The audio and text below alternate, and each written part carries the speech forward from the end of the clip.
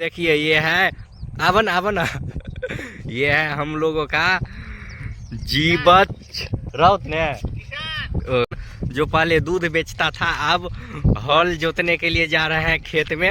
ये देखिए पूरा खेत ही खेत नजर आ रहा है यहाँ पे सभी, और अभी विदा हुए हैं हल लेकर के। तो देखिए इधर मुंह दिखाइए अपना। हाँ अच्छा, देखिए हम भी जा रहे हैं इनके साथ, देखते हैं जो कैसे हल जोता जाता है।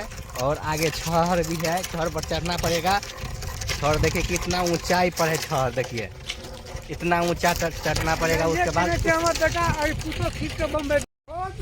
देखिए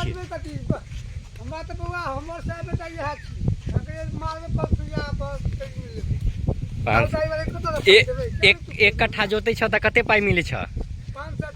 500। मेहनत तो भरपूर पड़े थे।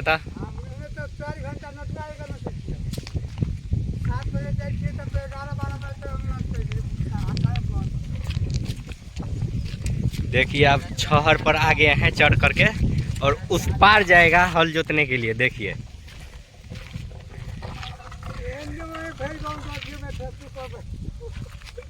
वो भी जा रहे हैं अपने काम करने के लिए, और हम भी जा रहे हैं अपने काम के लिए।